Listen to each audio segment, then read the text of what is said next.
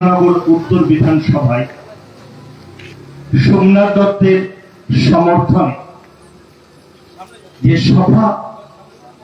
সভা মঞ্চে উপবিষ্ট আছেন, এই ওয়ার্ড থেকে বারবার আপনাদের ভোটে নির্বাচিত জনপ্রতিনিধি, পৌর মাতা তথা কৃষ্ণনগর পৌরসভার প্রাক্তন পৌর প্রধান মাননীয়া রীতা দাস মহোদয়া আছেন, ওয়ার্ডের সভাপতি দেবজ্যোতি দাস আছেন, বর্ষিয়া নেতা আপনাদের ওয়ার্ডে প্রকাশ বাবু, কাশেম বাবু, এবং আপনারা মাইকের আওয়াজ যতদূর যাচ্ছে আমি প্রতিটা নির্বাচক মণ্ডলী গণদেবতাকে বাংলা নতুন বছরের শুভ নববর্ষ, আন্তরিক প্রীতি, শুভেচ্ছা, হার্দিক অভিনন্দন জানিয়ে আমাদের রাজনৈতিক প্রতিবেদন শুরু করছি। আজকে যেহেতু প্রচারের শেষ লগ্নে আমরা পৌঁছে গেছি, দ্বিতীয় দফার নির্বাচনে অনেক জায়গায় পৌঁছাতে হবে।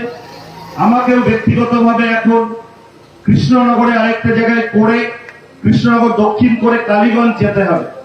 খুব স্বাভাবিকভাবে সময় খুব স্বল্প। আপনাদের কাছে যে আবেদনটা রাখতে এসেছি,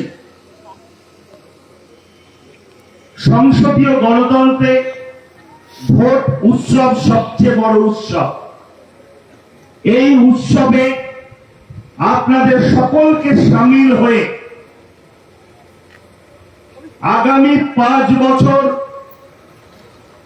পশ্চিমবঙ্গের দার্জিলিং থেকে দেগঙ্গা, কুচবিহার থেকে কাকদ্বীপ, 5 বছরে পশ্চিম বাংলার 10 কোটি মানুষের মাথায় ছাতা ধরবেন কে?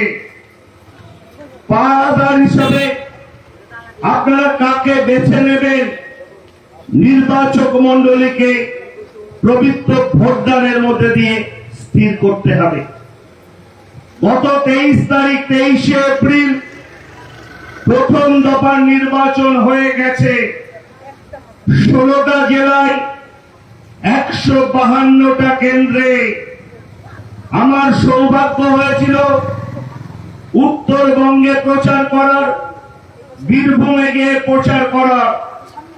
ভোট পরবর্তীতে সেই সকল বন্ধুদের সাথে কথা বলে সর্বোপরি আমাদের নেতা অভিষেক বন্দ্যোপাধ্যায়, তিনি রাজনৈতিক ক্যালকুলেশনটা খুব ভালো বোঝেন। আমরা প্রথম দফা নির্বাচনে 100 সেঞ্চুরি পার করে গেছি। দ্বিতীয় দফার নির্বাচনে ডবল সেঞ্চুরির পথে সর্বভারতীয় তৃণমূল কংগ্রেস। ক্ষমতায় তৃণমূল কংগ্রেস আসছে, এটা নিয়ে কোনো সংশয় নেই। এবং আমরা আমাদের লড়াই বর্তমানে তৃণমূল কংগ্রেসের লড়াই, তৃণমূল কংগ্রেসের সাথে। কেন এই কথাটা বললাম? 21 সালের রেকর্ড আমাদেরকে ভাঙতে হবে। 21 সালে আমরা 213টা পেয়েছিলাম, এবার আমাদের দৃঢ় বিশ্বাস 250 পার হয়ে যাবে। সেই কারণে বন্ধু, আমরা বলতে চাই, আমরা যে দলটির হয়ে আপনাদের কাছে গণদেবতার কাছে এসেছি, সেই দলটির ইতিহাস আপনারা প্রত্যেকে জানেন। মমতা বন্দ্যোপাধ্যায় তার রাজনৈতিক জীবনে যখনই মানুষ বিপদে পড়েছে, মানুষের উপর অত্যাচার হয়েছে, তিনি ছুটে গেছেন।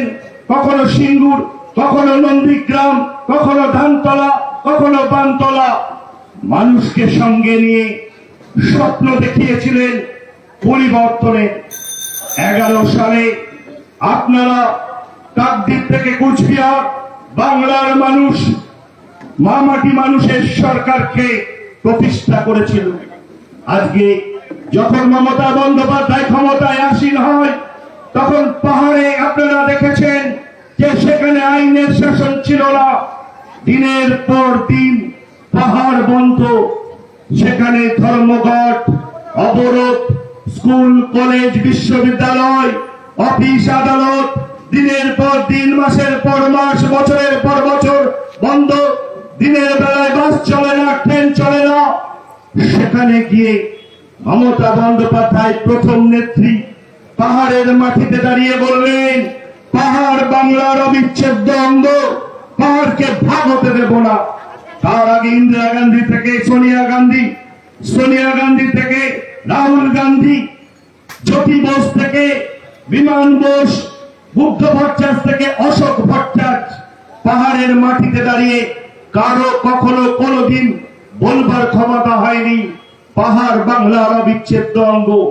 মমতা বন্দ্যোপাধ্যায় পাহাড়ের সহজ সরল মানুষগুলোকে বললেন, 34 বছরে পাহাড়ে উন্নয়ন হয়নি, এটা সত্য কথা, কিন্তু পাহাড়ের উন্নয়ন করতে হবে বাংলার মধ্যে থেকে। একের পর এক উন্নয়নের দাবি নিয়ে পৌঁছে গেলেন মমতা বন্দ্যোপাধ্যায় পাহাড়ে। সেখানে আইনের শাসন প্রতিষ্ঠিত হলো, সেখানে আস্তে আস্তে জনজীবন স্বাভাবিক হলো। একই জিনিস আমরা দেখতাম জঙ্গলমহলে, সেখানে বারুদের গন্ধ, স্বজন হারা কান্না, প্রতিদিন খুন খুন খুন, মাওবাদী মাওবাদী মাওবাদী, সেখানে স্বজন হারানো চিৎকার প্রতিদিন আমাদেরকে ভাবাতো। মমতা বন্দ্যোপাধ্যায় পিঁপড়ের দিন খাওয়া মানুষগুলোর কাছে পৌঁছে গেলেন, তাদেরকে বোঝালেন, এতদিন তোমরা রাষ্ট্রের বিরুদ্ধে অস্ত্র ধরেছিলে, এসো এখন থেকে তোমরা রাষ্ট্রের পক্ষে অস্ত্র ধরবে। একের পর এক মাওবাদী লিডার মমতা বন্দ্যোপাধ্যায়ের পদতলে তারা আত্মসমর্পণ করলেন এবং আইনের শাসন সেখানে প্রতিষ্ঠা করলেন। আজ জঙ্গলমহলে সেখানে মাওবাদী নেই, সেখানে স্বজন হারানো কান্না নেই, সেখানে জনজীবন স্বাভাবিক, সেখানে আইনের শাসন প্রতিষ্ঠা হয়েছে। মমতা বন্দ্যোপাধ্যায় বলেই সম্ভব হয়েছে। আগে 34 বছরে মমতা বন্দ্যোপাধ্যায় যখন ক্ষমতায় এলেন, তার আগে এই বাংলাদেশ শ্মশানে পরিণত হয়েছিল। মমতা বন্দ্যোপাধ্যায় স্বপ্ন দেখলেন শ্মশান বাংলাকে সোনার বাংলায় পরিণত করতে হবে।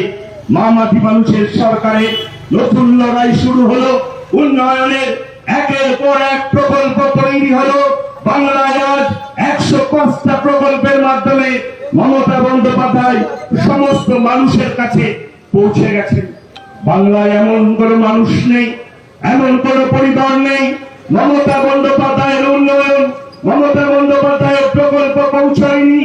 মমতা বন্দ্যোপাধ্যায় জন্ম থেকে মৃত্যু, 8 থেকে 80, আবাল বৃদ্ধ বনিতা সকলের জন্য মমতা বন্দ্যোপাধ্যায়ের প্রকল্প পৌঁছে গেছে। 21 সালে মমতা বন্দ্যোপাধ্যায় বলেছিলেন, এখানে অনেক মায়েরা আছেন, মায়েরা বোনেরা, আমি যদি 21 সালে ক্ষমতায় আসি আমি লক্ষ্মীর ভান্ডার দেব। তিনি উপলব্ধি করেছিলেন মায়েদের যন্ত্রণার কথা, মায়েদের অসম্মানের কথা, স্বামীর কাছে কথায় কথায় হাত পাততে হতো, বৃদ্ধ বয়সে সন্তানের কাছে এটা অমর্যাদা, সবসময় মুখ ফুটে হাত পাতা যায় না। সেই নারী মমতা বন্দ্যোপাধ্যায় অনুভব করলেন মেয়েদের সেই যন্ত্রণার কথা, জন্ম নিল লক্ষ্মীর ভান্ডার। 21 সালে 500 টাকা থেকে শুরু হলো, আজকে বাড়তে বাড়তে বাড়তে বাড়তে 1500 টাকা, 1700 টাকা। মমতা বন্দ্যোপাধ্যায়কে ভোট দেওয়া মানে বছরে 18,000 টাকা, 5 বছরে 90,000 টাকা সুনিশ্চিত করা। আপনি যদি তপশিলি জাতি মুক্ত হন, বছরে 20,400 টাকা, 5 বছরে 1,02,000 টাকা সুনিশ্চিত করা। এর আগে কখনো কোন সরকার, পশ্চিমবঙ্গ নয়, ভারতবর্ষ নয়, পৃথিবীর ইতিহাসে কেউ কখনো ভাবতে পারেননি। এই বিজেপি সরকার, এরা এতদিন বলেছে লক্ষ্মীর ভান্ডার নাকি ভিক্ষে, যুব সাথী নাকি ভিক্ষে, এখন বলছে ক্ষমতায় আসলে আমরাও 3,000 টাকা করে দেব। তা নরেন্দ্র দামোদর দাস মোদী, অমিত শাহ, আপনারা তো ভারতবর্ষের 14 থেকে 15টা রাজ্যে ক্ষমতায় আছেন। দয়া করে মানুষকে একটা রাজ্যের নাম জানান যে রাজ্যে লক্ষ্মীর ভান্ডার বা সমপর্যায়ে কোন প্রকল্প আছে যেখানে মায়েদের, মহিলাদের, বোনদের সম্মান জানানোর জন্য মাসিক এইরকম ভাতা দেওয়া হয়? উত্তর নেই।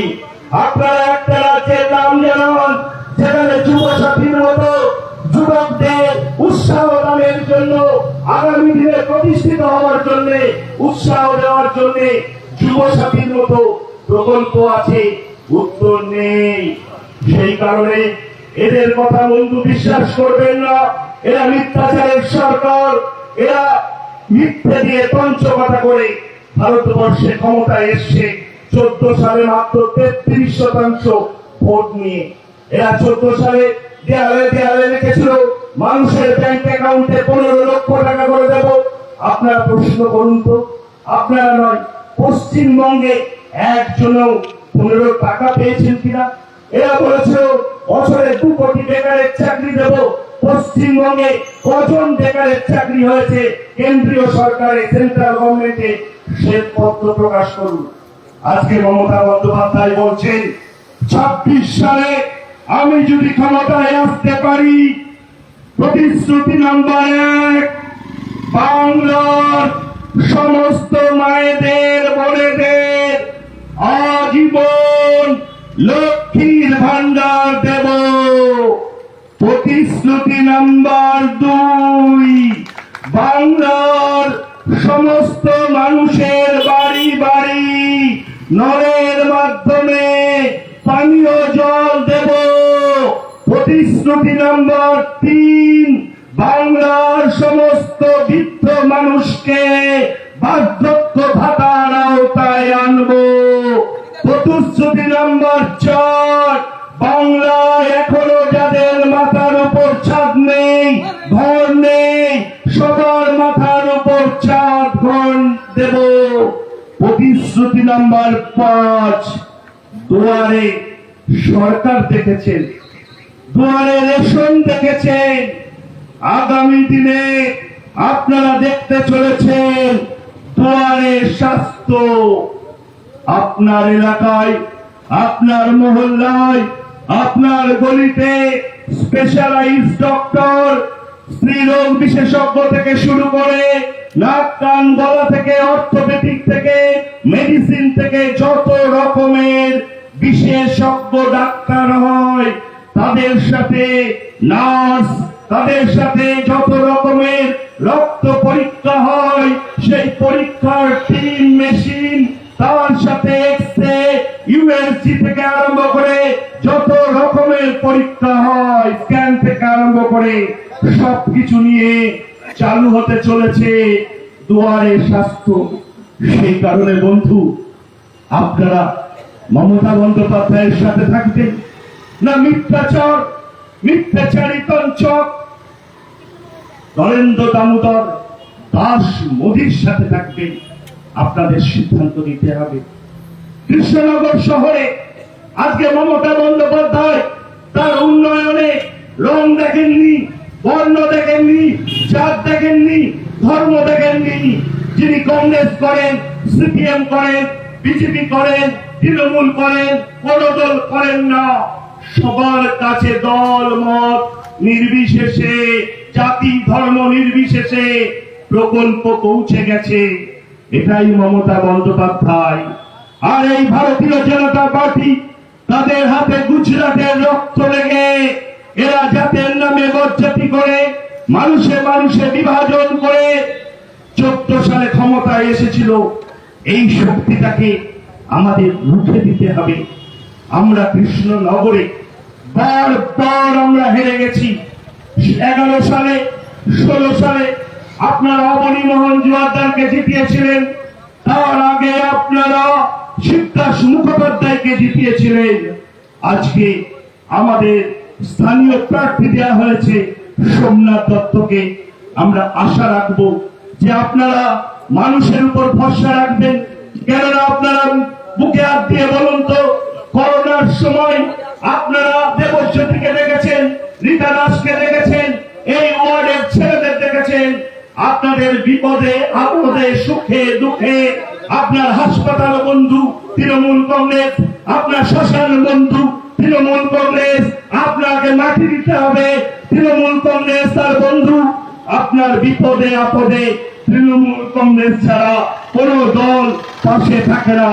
কিন্তু একটা দল যাদের কোনো সংগঠন নেই, যাদের কোনো সারা বছর দেখা যায় না, অথচ নির্বাচন এলে কতগুলো পয়সা দিয়ে এটিএম বুথে বসিয়ে কতগুলো ভূত হনুমানের দল জয় শ্রীরাম বলে বারে বারে এই শহর থেকে জিতে যাবে, এটা কিন্তু মানুষকে বিবেচনা করতে বলবো। এই শহরটা দ্বিজেন্দ্রলাল রায়ের, এ শহর রামতনু লাহিড়ীর, এই শহরে সৌমিত্র চট্টোপাধ্যায় জন্মেছিলেন, এই শহর শিক্ষিত বুদ্ধিজীবী মানুষের, এই শহর থেকে খাদ্য আন্দোলন শুরু হয়েছিল। সেই কারণে বন্ধু, আজকে আপনারা উন্নয়নের সাথে থাকবেন, সারা বছর সুখে দুঃখে শীত গ্রীষ্ম বর্ষা তৃণমূলী ভরসা তাদের পাশে থাকবেন, নাকি একটা অদৃশ্য শক্তি যাদের দেখা যায় না, ভোটে কতগুলো পতাকা আর সিম্বল দিয়ে তারা বারে বারে নির্বাচনে জয়ী হয়ে যাবে, তাদেরকে আপনারা নির্বাচিত করবেন। আপনাদের গণদেবতাকে তা স্থির করতে হবে। আসুন আমরা সেই কারণে বলতে চাই যে এই ওয়ার্ড থেকে রীতা দাসকে দল কৃষ্ণনগর পৌরসভার 1 নম্বর নাগরিক পৌর প্রধানের সম্মান দিয়েছে। কাজে আপনাদের দায় দায়িত্ব দায়বদ্ধতা রীতা দাসের প্রতি আছে এবং দলের প্রতি আছে। কেননা আপনারা যদি কৃষ্ণনগরে পুনরায় যদি আবার 16 সাল 11 সালের মতো তৃণমূল প্রার্থীকে জেতান, তাহলে আমাদের দৃঢ় বিশ্বাস এই শহরে আপনার ওয়ার্ডে সবচেয়ে বেশি উন্নয়ন বা আপনাদের ওয়ার্ড থেকে উন্নয়নটা শুরু হবে। সেই কারণে আসুন সব দিক বিচার বিশ্লেষণ করে আপনারা ভোটটা দেবেন। আর টিভি মিডিয়া এরা কিন্তু 21 সালেও একই জিনিস করেছিল, গেল গেল গেল রব তুলেছিল, ইসবার 200 বার হাওয়া তুলেছিল। নরেন্দ্র দামোদর দাস মোদী, অমিত শাহ আদি যোগী আদিত্যনাথ থেকে শুরু করে ওদের ছোট বড় মেজো সেজো ওদের সমস্ত সারা ভারতবর্ষের নেতা 21 সালে অলি গলি তস্য গলিতে ঢুকে গিয়েছিল। সঙ্গে নিয়ে এসেছিল ইডি, সিবিআই, নির্বাচন কমিশন থেকে আরম্ভ করে হাজার হাজার কোটি টাকা 8 দফায় নির্বাচন। কিন্তু যখন ব্যালট খোলা হলো, যখন ইভিএম খোলা হলো, তখন বাংলার মানুষ রায় দিয়েছিলেন इस बार बीजेपी पगार पार, इस बार बीजेपी पगार पार। বাংলার মানুষ সেদিন বলেছিলেন বাংলা নিজের মেয়েকেই চায়, বাংলা নিজের মেয়েকেই চায়, বাংলা নিজের মেয়েকেই চায়। 21 সালে তৃতীয়বারের জন্য মুখ্যমন্ত্রী হয়েছিলেন আমার আপনার ঘরের মেয়ে মমতা বন্দ্যোপাধ্যায়। আজ বাংলায় আবার নতুন করে স্লোগান উঠেছে, যতই করো হামলা আবার জিতবে বাংলা, পরিযায়ী আসে যায়, বাংলা নিজের মেয়েকেই চায়।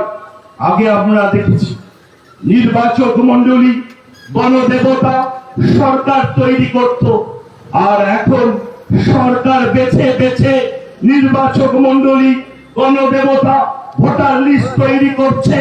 অর্থাৎ আমাকে জিততে গেলে যেন তেন প্রকারে আমাকে মানুষকে বাদ দিতে হবে। আমরা দেখলাম এসআইআর এর নাম করে মানুষের হয়রানি। প্রথমে 58,20,000 মানুষের নাম বাদ দেওয়া হলো, পরবর্তীকালে 6 লক্ষ মানুষের নাম বাদ দেওয়া হলো, 1,36,00,000 মানুষকে লজিক্যাল ডিসক্রিপেন্সির নামে ডেকে পাঠানো হলো।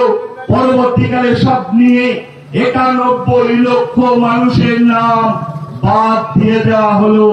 তার মধ্যে 65 লক্ষ হিন্দু। আজকে আপনারা আসামে যান, সেখানে 19 লক্ষ মানুষের নাম বাদ দিয়ে দেওয়া হয়েছিল। তার মধ্যে 13 লক্ষ হিন্দু, তারা আজকে ডিটেনশন ক্যাম্পে আছে। পশ্চিমবঙ্গে ডিটেনশন ক্যাম্প তৈরি করার জন্য তারা তৈরি হচ্ছে। সেই কারণে মানুষকে সচেতন থাকতে হবে। মমতা বন্দ্যোপাধ্যায় বলেছেন, অভিষেক বন্দ্যোপাধ্যায় বলেছেন, আমাদের শরীরে 1 বিন্দু রক্ত থাকতে আমরা ডিটেনশন ক্যাম্প করতে দেব না। সেই কারণে বন্ধু, এরা রোহিঙ্গা করেছিল। পশ্চিমবঙ্গে একজন রোহিঙ্গার নাম প্রকাশ করতে বলুন, যে এই এসআইআর এর মাধ্যমে তারা চিহ্নিত করতে পেরেছে, পারেনি। আমরা ভুলে যাইনি, নোটবন্দির সময় মানুষকে স্বপ্ন দেখিয়েছিল বিদেশ থেকে কালো টাকা আসবে, কালো টাকা আসেনি, কিন্তু মানুষ দীর্ঘ লাইনে হয়রানির শিকার হয়েছিলেন। এরা লাইনে দাঁড় করানোর সরকার। আর মমতা বন্দ্যোপাধ্যায় তিনি সর্বধর্মের জন্য কাজ করেন। স্বামীজির কথায়, জীবে প্রেম করে যেইজন সেইজন সেবিছে ঈশ্বর। মমতা বন্দ্যোপাধ্যায় বিশ্বাস করেন মানুষের মধ্যে ঈশ্বর আছে, ভগবান আছে। সেই কারণে করোনার সময় যখন বাংলার দুর্গাপুজো বন্ধ হতে যাচ্ছিল, তিনি বাংলার প্রতিটা ক্লাব বারোয়ারিকে 25,000 টাকা করে শুরু করেছিলেন। আজকে সেই অনুদান বাড়তে বাড়তে 1.5 লক্ষ টাকায় পৌঁছেছে। বাংলার প্রতিটা ক্লাব বারোয়ারি আজ 1.5 লক্ষ টাকা করে মমতা বন্দ্যোপাধ্যায়ের অনুদান পেয়ে থাকেন। বাংলার কৃষ্টি সংস্কৃতি ঐতিহ্য পরম্পরা আমাদের দুর্গোৎসব মধ্যে দিয়ে পুষ্পিত হয়, ফলিত হয় এবং আমাদের ধর্মকে প্রোটেকশন দেওয়া হয়। আজকে মমতা বন্দ্যোপাধ্যায় দীঘায় জগন্নাথ মন্দির করেছেন। তিনি উপলব্ধি করেছিলেন, তিনি দেখেছিলেন যে উড়িষ্যার পুরীতে সেখানে যতজন পর্যটক যায় 100 জন গেলে 80 থেকে 90% বাঙালি। বাংলার টাকা, বাংলার মানুষের টাকা চলে যাচ্ছে উড়িষ্যায়, সেখানে উড়িষ্যার অর্থনীতি শক্তিশালী হচ্ছে। মমতা বন্দ্যোপাধ্যায় অনুভব করলেন, আমি যদি আমার বাংলায় একটা জগন্নাথ মন্দির করতে পারি, বাংলায় জগন্নাথ মন্দিরে গিয়ে সেখানে মানুষ জগন্নাথ সুভদ্রা বলরামের আশীর্বাদ নিতে পারবে এবং পাশাপাশি সমুদ্রকে স্পর্শ করতে পারবে। আমি হিন্দু ধর্মকে প্রোটেক্ট করতে পারবো, সুরক্ষা দিতে পারবো, পাশাপাশি আমার অর্থনীতিও স্বয়ংবর হবে। দীঘায় আজ জগন্নাথ মন্দির তৈরি হয়েছে। আজকে কালীঘাট থেকে, দক্ষিণেশ্বর থেকে আরম্ভ করে আজকে তারাপীঠ থেকে শুরু করে একের পর এক হিন্দু ধর্মস্থান মায়াপুর, নবদ্বীপ থেকে শুরু করে শিলিগুড়িতে 1000 কোটি টাকা খরচ করে মহাকাল মন্দির তৈরি হচ্ছে। সেই কারণে বন্ধু, মমতা বন্দ্যোপাধ্যায় আগেই বলেছি সর্বধর্মের তিনি মানুষের কথা বলেন। আজকে এই বিজেপি এরা ভয় দেখাচ্ছে, চমকাচ্ছে, নানান ভাবে পশ্চিমবঙ্গে ED, CBI, income tax, NIA কে ঢুকিয়ে তৃণমূল কংগ্রেসের নেতাদের কালিমা লিপ্ত করবার চেষ্টা চলছে। এর আগে এখানে আমরা দেখেছি এক সময় রাজীব গান্ধীকে বোফোর্সের চোর বলেছিল। এই সিপিএম অলিগলি মে চোর হে, রাজীব গান্ধী চোর হে, রাজীব গান্ধী চোর হে। রাজীব গান্ধী দেখে যেতে পারেননি। পরবর্তীতে সুপ্রিম কোর্ট রায় দিয়েছিলেন যে রাজীব গান্ধী বোফোর্সের 1 টাকাও নেয়নি। কার্গিল যুদ্ধে ভারত জিততে পেরেছিল এই বোফোর্সের জন্য। ঠিক একইভাবে আমাদের নেতাদের চরিত্র হরণ করার চেষ্টা করছে তারা। ইডি, সিবিআই, নির্বাচন কমিশন দিয়ে, এনআইএ দিয়ে এখন রাস্তার দিকে তাকালেই দেখবেন শুধু সেনা, যেন ভারত পাকিস্তানের যুদ্ধ লেগেছে। বড় বড় ট্যাঙ্কার নিয়ে চলে এসেছে সেই গুপি গাইন বাঘা বাইন সে হীরক রাজার দেশে। দেখো কত সেনা চলেছে আজকে। সেই কারণে আমরা চারিদিকে সেনা দেখবো। তাই বলতে চাই, মাগো ভাবনা কিসের? আমরা তোমার শান্তি প্রিয় শান্ত ছেলে, তবু শত্রু এলে অস্ত্র হাতে ধরতে জানি। তোমার ভয় নেই মা, আমরা প্রতিবাদ করতে জানি। হ্যাঁ, আমরা প্রতিবাদ করব গণতান্ত্রিক পদ্ধতিতে, আমরা প্রতিবাদ করব ইভিএম এর মাধ্যমে, আমরা প্রতিবাদ করব মানুষকে সাথে নিয়ে। আসুন, সেই প্রতিবাদের দিন হচ্ছে 29শে এপ্রিল। আপনারা যত গরমই পড়ুক, দুর্যোগ আসুক, সকাল সকাল নিজের বুথে গিয়ে ঘাসের উপর জোড়া ফুল চিহ্নে ভোট দিয়ে সোমনাথ দত্তকে জয়ী করবেন, এই আবেদন জানাতে আমরা এসেছি। সেই কারণে বন্ধু, আজকে প্রার্থী তিনি কৃষ্ণনগর কলেজ স্কুলে পড়াশোনা করেছেন। পরবর্তীকালে আমরা একই সাথে পড়াশোনা করেছি কলেজ স্কুলে। পরবর্তীকালে হাজিরা ল কলেজে আমরা একই সাথে পড়াশোনা করেছি। আমি 10 বছর ওকালতি প্র্যাকটিস করেছি, পরবর্তীতে আমি করিনি। সোমনাথ একই সাথে আমরা ওকালতিও প্র্যাকটিস করেছি। সেই কারণে আপনারা তার বাড়ি সিদ্ধেশ্বরী কালীবাড়ির কাছে সবসময় আপনারা তাকে পাবেন। আর অপর থেকে বিজেপির যিনি দাঁড়িয়েছেন, আমরা ব্যক্তি সমালোচনা করতে চাই না, কিন্তু পেপারে, ইউটিউবে, মোবাইলে দেখছিলাম কি সব তাদের নেতারাই বলছিল যে তার মায়ের সাথে বোধহয় সম্পর্ক ভালো টালো নেই, মাকে খেতে দিতে দেয় না, এইসব নানান কথা। যাক, সে কথা আর বলে সমালোচনা করতে চাই না, কিন্তু একটা কথা বিজেপির নেতারাই বলছে যে নিজের মাকে খেতে দেয় না, সে কিভাবে সকলের দায়িত্ব নেবে? আপনারা ভেবে দেখবেন। সেই কারণে দুটো প্রার্থীরও একটা নির্বাচনে যেমন আপনারা দলগতভাবে বিশ্লেষণ করবেন, তেমন প্রার্থীগতভাবেও আমার মনে হয় কৃষ্ণনগর শিক্ষিত মানুষের বাস, বুদ্ধিজীবী মানুষের বাস। এই শহর থেকে বারে বারে প্রতিবাদের ঝড় উঠেছে, খাদ্য আন্দোলন হয়েছে। কাজে আপনারা একটু ভেবে দেখবেন যে প্রার্থী, সেই বিবেচনা বিশ্লেষণ করে আপনারা আপনাদের মূল্যবান ভোটটা আপনারা দেবেন, এটাও আপনাদের আবেদন রেখে দিলাম। কাজেই আপনাদের কাছে আমরা বলতে চাই যে এই বিজেপি থাকলে ভারতবর্ষটা ভালো থাকবে না। ভারতবর্ষে ধর্মের সুরসুরি দিয়ে জাতের নামে বজ্জাতি করে এরা নানান ভাবে ভারতবর্ষটাকে ছোট করে দিচ্ছে। সেই কারণে উন্নয়ন হোক, উন্নয়ন হোক মানুষের জন্য, राजनीति हो मनुष्य जन्नो ये ना धर्म की बात हो ना जात की बात हो, जनता बेरोजगार है पहले निभरों की बात हो। मेरे नींद को दिक्कत ना भजन से ना अजान से, मेरे नींद को दिक्कत मरते होते जुआन खुदकुशी करते किसानों से। आज की भाबते पारे काश्मीरेर राज्यपाल छिलेन सत्यपाल मालिक मात्र कयेक मास आगे मारा गेছেন। তিনি মারা যাওয়ার আগে শেষ স্বীকারোক্তি তার কাশ্মীরে পুলওয়ামা কাণ্ড, নরেন্দ্র দামোদর দাস মোদী বিজেপি সরকার তারা মনে করলে এড়াতে পারত। এ ঘটনা তাদের ইন্টেলিজেন্সে জানা ছিল। 40 জন সেনাবাহিনীর জীবন নিয়ে যারা ছিনিমিনি খেলতে পারে, 40 জন ভারত মাতার বীর সৈনিককে যারা বলি দিতে পারে, তাদেরকে বিশ্বাস করা খুব কঠিন। ভারতবর্ষে এর আগে বহু প্রধানমন্ত্রী হয়েছেন, পণ্ডিত জওহরলাল নেহরু থেকে আরম্ভ করে মোরারজি দেশাই থেকে, ইন্দিরা গান্ধী থেকে, রাজীব গান্ধী থেকে, এমনকি বিজেপির অটল বিহারী বাজপেয়ী হয়েছেন। কিন্তু এইরকম তঞ্চক মিথ্যেবাদী প্রধানমন্ত্রী এর আগে আমরা কখনো দেখিনি। এরা বলছেন হিন্দু খাতরে মে হ্যাঁ।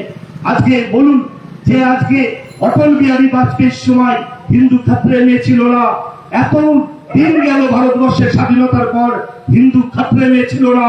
আজকে নতুন করে এই নরেন্দ্র দামোদর দাস মোদী এবং অমিত শাহ আমলে হিন্দু খাতরে মে হ্যাঁ এই স্লোগান দিয়ে এরা মানুষে মানুষে বিভেদ তৈরি করে, ধর্মের সুর দিয়ে জাতের নামে বজ্জাতি করে ক্ষমতায় আসতে চলেছে বা চেষ্টা চালাচ্ছে।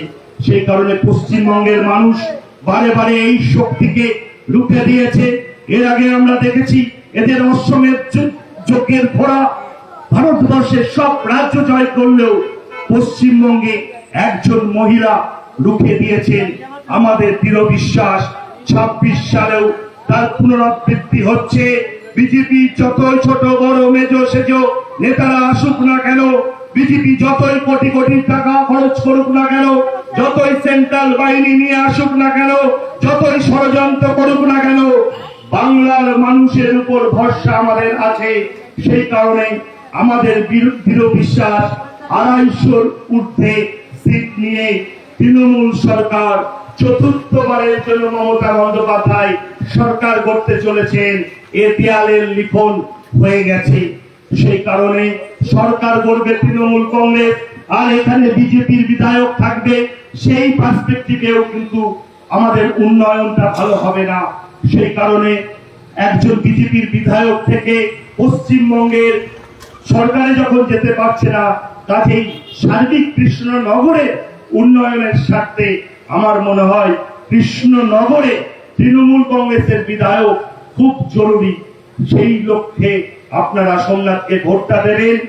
আর পরিশেষে বলতে চাই, এই বিজেপি যতই চালাকি করুক, তঞ্চকতা করুক, যতই যাই করুক, আবার কিন্তু মমতা বন্দ্যোপাধ্যায় ক্ষমতায় আসছে।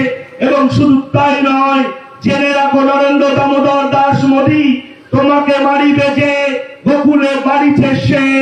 গীতায় একটা কথা আছে, যদা যদা হি ধর্মস্য গ্লানি ভবতি ভারত অভ্যুত্থানম ধর্মস্য তদাত্মনং সৃজম্যহং পরিত্রাণায় সাধুনাং বিনাশায় চ দুষ্কৃতম ধর্ম সংস্থাপনার্থায় সম্ভাবামি যুগে যুগে।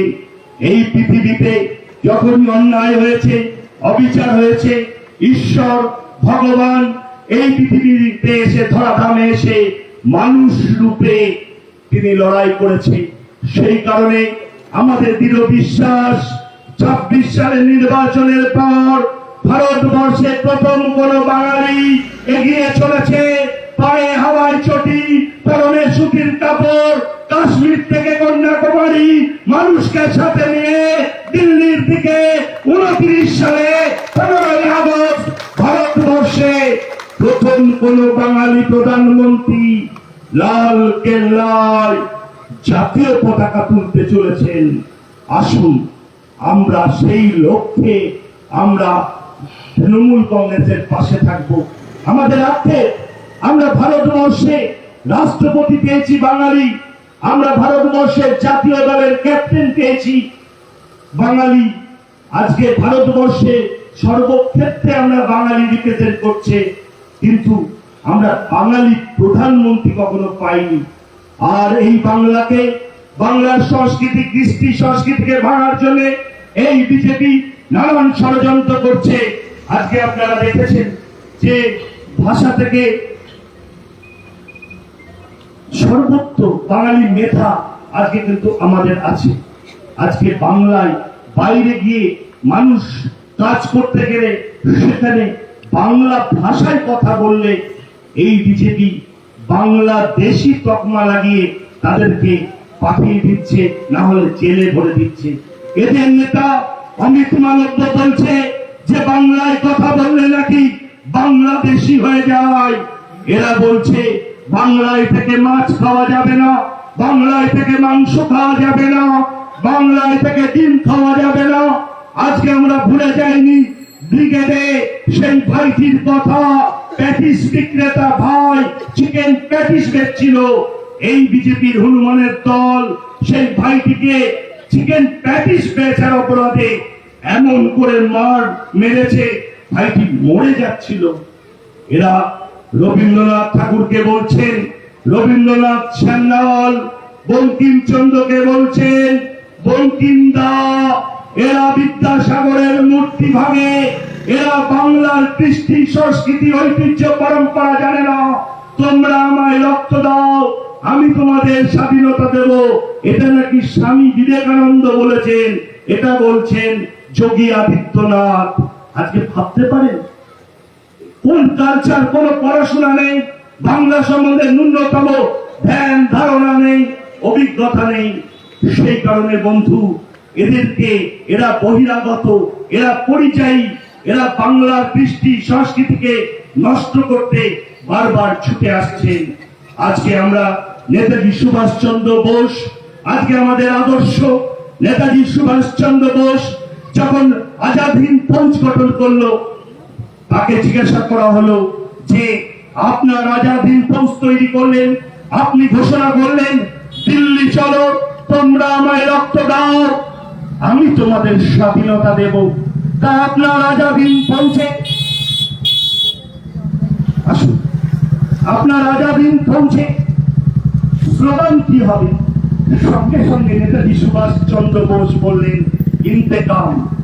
আমাদের মধ্যে আমাদের জেলা সভাপতি এবং সাংসদ এসে পৌঁছেছেন, আপনারা করতালি দিয়ে তাকে স্বাগত জানান। তা যেটা বলছিলাম বন্ধু, যে সঙ্গে সঙ্গে নেতাজি সুভাষচন্দ্র বোসকে জিজ্ঞাসা করা হলো যে আপনি তো রামায়ণ, মহাভারত, উপনিষদ, গীতা ভুলে খেয়ে ফেলেছেন, তাহলে আপনি কেন কোরআন থেকে এই স্লোগানটা দিলেন সঙ্গে সঙ্গে নেতাজি সুভাষচন্দ্র বোস তার পাশে থাকা তার সেনাপতি হাবিবুর রহমানকে দেখিয়ে বললেন, হাবিবুল্লাহ সংখ্যালঘু, আমরা সংখ্যা গরিষ্ঠ, আমরা যদি ওদেরকে সম্মান না দিতে পারি ভারতবর্ষটাকে এক রাখা যাবে না। এটা শিখিয়েছেন নেতাজি সুভাষচন্দ্র বোস। 1944 সালে বারবানের জঙ্গল দিয়ে নেতাজি যখন যাচ্ছিলেন, ব্রিটিশ সরকার নেতাজির বুক তাক করে গুলি করলেন। এক যুবক ঝাঁপিয়ে পড়লেন, নেতাজিকে প্রাণে বাঁচালেন। তার নাম কর্নেল নিজামুদ্দিন। এটা ভারতবর্ষের ইতিহাস। আসুন, সেই কারণে বলতে চাই যে এই বিজেপিকে আমাদের রুখে দিতে হবে। আমরা হিন্দু ছেলে, হিন্দুত্ব শিখলে স্বামী বিবেকানন্দের কাছে শিখব, চৈতন্য মহাপ্রভুর কাছে শিখব, আমরা ঠাকুর রামকৃষ্ণের কাছে শিখব, আমরা যোগী আদিত্যনাথের কাছে, অমিত শাহের কাছে, শুভেন্দু অধিকারীর কাছে হিন্দুত্ব শিখব না।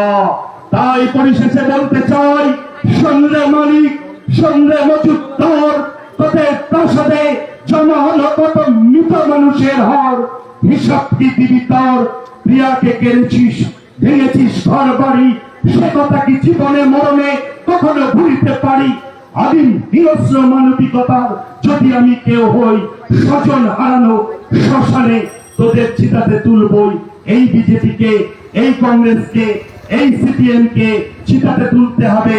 তার দিন হচ্ছে 29শে এপ্রিল। ঘরের ছেলে সোমনাথ দত্তকে ঘাসের উপর জোড়া ফুল চিহ্নে ভোট দিয়ে আপনারা বিপুল ভোটে জয়যুক্ত করুন।